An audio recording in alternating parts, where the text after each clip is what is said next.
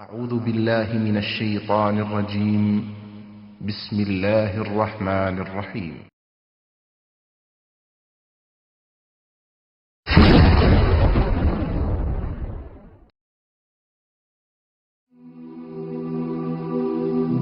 মৃত্যু এমন এক বাস্তবতা যার থেকে কেউ পলায়ন করতে পারবে না।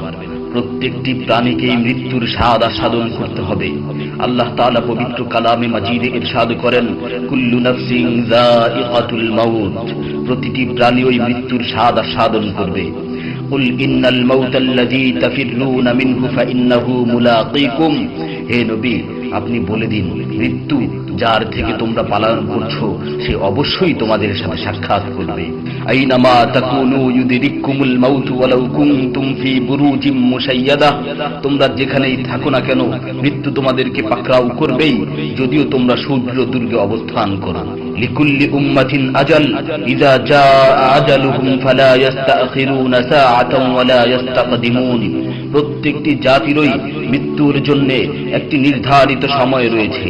যখন সেই নির্ধারিত সময় চলে আসে তখন তার থেকে এক মুহূর্ত আগ পিছ করা হয় না। এই ক্ষণস্থায়ী পৃথিবী যাকে নিয়ে তোমরা স্বপ্ন দেখছো, এই স্বপ্নের পৃথিবীও একদিন ধ্বংস হয়ে যাবে। কিয়ামতের সময় যখন নিকটবর্তী হবে তখন আল্লাহ সুবহানাহু ওয়া তাআলা নিজের দায়িত্বপ্রাপ্ত ফেরেশতাকে সিংহায় ফুৎকার দেওয়ার আদেশ দিবেন। অতঃপর ফেরেশতা সিংহায় ফুঁক দিবেন, ফলে পৃথিবী ও পাহাড় সমূহ উত্তোলিত হবে, চূর্ণ বিচূর্ণ হয়ে যাবে, আকাশ ফেটে টুকরো টুকরো হয়ে যাবে এবং নক্ষত্র সমূহ ঝরে পড়বে, সূর্য তার কিরণ হারিয়ে ফেলবে, সমুদ্রকে উত্তাল করে তোলা হবে। সেদিন কিয়ামতের ভূমিকম্প ও কিয়ামতের ভয়াবহ অবস্থা দেখে সকলেই মৃত্যুবরণ করবে। আল্লাহ তাআলা বলছেন, ইয়া আইয়ুহান নাসু তাকু রাব্বাকুম ইন্না জালজালাতাস সাআতি শাইউন আযীম ইয়াওমা তারাউনাহা তাযহালু কুল্লু মুরদি'াতিন আম্মা রাদা'at ওয়া তাদ'উ কুল্লু যাতি হামলিন হামলাহা ওয়া তারান নাসা সুকারা ওয়া মা হুম বিসুকারা ওয়ালাকিন্না আযাবাল্লাহি শাদীদ। হে মানুষ, তোমরা তোমাদের প্রতিপালককে ভয় করো, নিশ্চয়ই কিয়ামতের প্রকম্পন এক ভয়ঙ্কর ব্যাপার।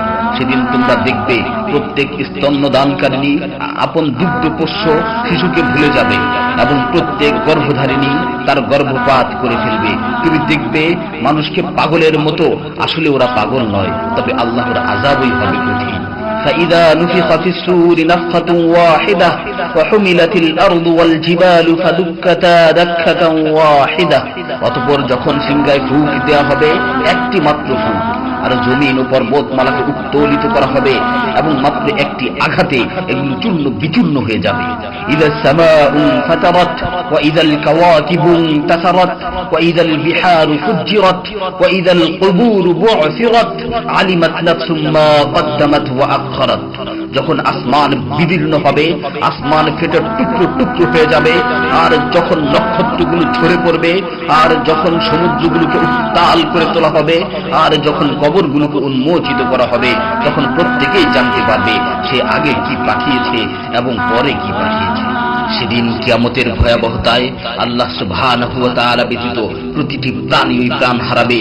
পবিত্র কালামে মাজিদে ইরশাদ হয়েছে, কুল্লু শাইইন হালিকুন ইল্লা ওয়াজহা, সেদিন আল্লাহর মহান সত্তা ব্যতীত প্রত্যেকটি জিনিসই ধ্বংস হয়ে যাবে। কুল্লু মান আলাইহা ফান ওয়া ইয়াবকা ওয়াজহু রাব্বিকা যুল জালালি ওয়াল ইকরাম, সেদিন জমিনের উপর যা কিছু রয়েছে সবই ধ্বংস হয়ে যাবে, আর শুধুমাত্র মহামহিম ও মহানুভব আল্লাহ সুবহানাহু ওয়া তাআলাই বাকি থাকবেন। তাফসীরে ইবনে কাসীরে বর্ণিত হয়েছে, যখন ইসরাফিল আলাইহিস সালাতু ওয়াস সালাম সিংহায় ফুৎকার দিবেন তখন সকলেই মরে যাবে। মালাকুল মাউত মৃত্যুর ফেরেশতা এসে আল্লাহ তাআলাকে বলবে, হে আল্লাহ, সকলেই মরে গেছে। তিনি জিজ্ঞেস করবেন, অবশিষ্ট কে আছে? উত্তর দিবে, হে আমার রব, আপনি, আর আপনি তো হলেন চিরঞ্জীব। এছাড়াও বাকি রয়েছে জিবরাইল, মিকাইল ও আরশ বহনকারী ফেরেশতাগণ। আল্লাহ তাআলা বলবেন, জিবরাইল ও মিকাইলেরও মৃত্যু হওয়া উচিত। মৃত্যুর ফেরেশতা মালাকুল মাউত বলবে, হে প্রভু, জিবরাইল ও মিকাইলও মরে গেছে। আল্লাহ তাআলা জিজ্ঞাসা করবেন, এখন আর কে বাকি আছে? সে বলবে, এখন আমি বাকি আছি ও আরশ বহনকারী ফেরেশতাগণ বাকি আছে। তখন আল্লাহ তাআলা বলবেন, আরশ বহনকারীদেরকেও মরতে হবে, তারাও মরে যাবে। আল্লাহ তাআলা আবার জিজ্ঞাসা করবেন, এখন কে বাকি আছে? মালাকুল মাউত আজরাইল আলাইহিস সালাতু ওয়াস সালাম বলবেন, হে আমার রব, এখন আপনি বাকি আছেন এবং আমি বাকি আছি। তখন আল্লাহ তাআলা আজরাইল আলাইহিস সালাতু ওয়াস সালামকে বলবেন, তুমি তো আমার মাখলুক, সুতরাং তুমিও মরে যাও। তিনি তৎক্ষণাৎ মরে যাবেন এবং শুধুমাত্র আল্লাহ তাআলাই বাকি থাকবেন। অতঃপর আল্লাহ সুবহানাহু ওয়া তাআলা জমিনকে ভাঁজ করে ফেলবেন এবং তিনি 3 বার বলবেন, আনাল জব্বার, আনাল জব্বার, আনাল জব্বার, আমি প্রতাপশালী, আমি প্রতাপশালী, আমি প্রতাপশালী। অতঃপর তিনি 3 বার জিজ্ঞাসা করবেন, লিমানিল মুলকুল ইয়াউম, লিমানিল মুলকুল ইয়াউম, লিমানিল মুলকুল ইয়াউম, আজকের রাজত্ব কার, আজকের সার্বভৌমত্ব কার, আজকের আধিপত্য কার? জবাব দেওয়ার মতো কেউই থাকবে না। তিনি আবার উত্তর দিবেন, লিল্লাহিল ওয়াহিদিল কাহ্হার, আজকের রাজত্ব, আজকের সার্বভৌমত্ব, আজকের আধিপত্য পরাক্রমশালী একমাত্র আল্লাহ। ইবনে ওমর রাদিয়াল্লাহু তাআলা আনহু হতে বর্ণিত অপর এক হাদিসে ইরশাদ হয়েছে, কিয়ামতের দিন আল্লাহ সুবহানাহু ওয়া তাআলা আসমান জমিনকে ভাঁজ করে নিজ হাতে গুটিয়ে নেবেন। অতঃপর বলবেন, আনাল মালিক, আনাল জব্বার, আনাল মুতাকাব্বির, আমি বাদশা, আমি প্রতাপশালী, আমি অহংকারী।